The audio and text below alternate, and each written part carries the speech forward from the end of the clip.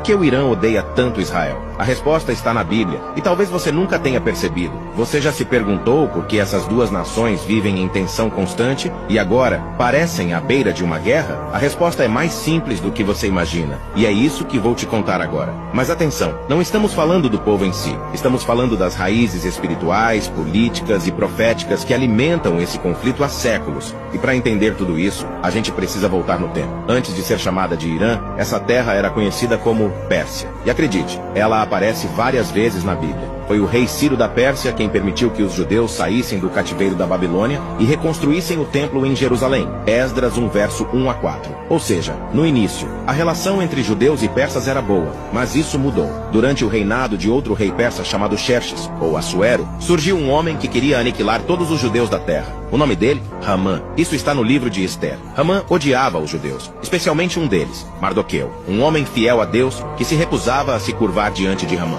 Ferido no orgulho, Hamã não quis atacar só Mardoqueu, mas tramou um plano para exterminar todo o seu povo. Mas o que Hamã não sabia é que Ester, a rainha, era judia, e com coragem e sabedoria, ela intercedeu diante do rei. Hamã foi desmascarado e acabou perdendo a vida na mesma forca que preparou para Mardoqueu. Essa história é celebrada até hoje no feriado judaico de Purim como um livramento de Deus, mas também marcou profundamente a memória do povo judeu e da tradição persa. Por séculos, a Pérsia foi um império poderoso, mas no século XX, tudo mudou. Em 1979, aconteceu a Revolução Islâmica. O Irã passou a ser governado por ayatolás, líderes religiosos xiitas, que enxergam o Estado de Israel como ilegítimo. Eles não reconhecem o direito de Israel existir e veem o país como uma afronta ao Islã, especialmente por estar na Terra Santa. O próprio líder supremo do Irã já declarou publicamente o desejo de eliminar Israel do mapa. São palavras deles, não invenção nossa. Mas por que tanto ódio? Alguns estudiosos dizem que esse ódio tem raízes políticas e religiosas. Outros enxergam algo mais profundo, espiritual,